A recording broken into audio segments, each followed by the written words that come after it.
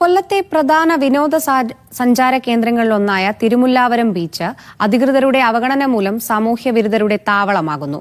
DTPCയുടെ നേതൃത്വത്തിൽ ബീച്ച് വികസന പദ്ധതികൾ പ്രഖ്യാപിച്ചിരുന്നെങ്കിലും ഒന്നും നടപ്പായില്ല. ബലിതർപ്പണത്തിനായി ആയിരങ്ങൾ എത്തുന്ന ഈ കടൽ തീരത്ത് അടിസ്ഥാന സൌകര്യങ്ങൾ പോലും ഒരുക്കിയിട്ടില്ല.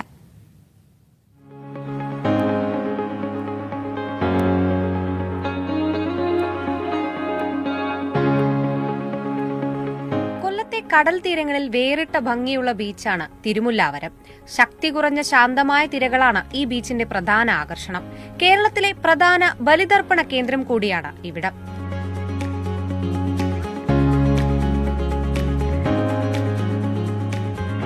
പക്ഷേ ഈ കടൽ തീരത്തിന്റെ മനോഹാരിത ഇപ്പോഴും സർക്കാരിന്റെയും കൊല്ലം നഗരസഭയുടെയും ശ്രദ്ധയിൽപ്പെട്ടിട്ടില്ല.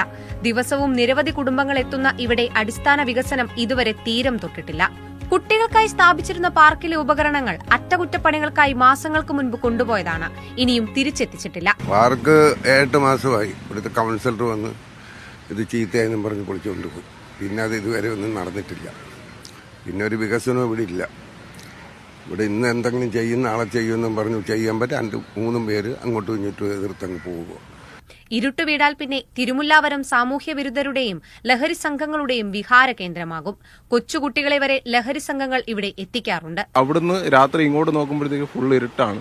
ഇവിടെ ഒരുപാട് ഈ സാമൂഹ്യ വിരുദ്ധരുടെ ശല്യമുണ്ട്. അതായത് ഡ്രഗ്സ് വരെ ഉപയോഗിക്കുന്നു. പോലീസ് തന്നെ വന്ന് അവിടെ കിടക്കുന്നതല്ലാതെ അവരാരും ഇങ്ങോട്ടൊന്നും വരാറില്ല.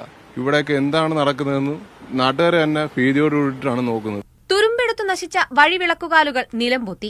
കടലിലേക്ക് ഇറക്കി നിർമ്മിച്ച കോൺക്രീറ്റ് പാതകൾ കാലപ്പഴക്കം മൂലം നശിച്ചു തുടങ്ങി. ഈ മനോഹര തീരമിനി പഴയ പ്രതാപം വീണ്ടെടുത്തു പുനർജനിക്കാൻ സർക്കാരോ കൊല്ലം നഗരസഭയോ കനിയണം. ആ മാറ്റത്തിനുള്ള കാത്തിരിപ്പിലാണ് ഈ നാട്ടുകാർ. മീഡിയ 1 കൊല്ലം.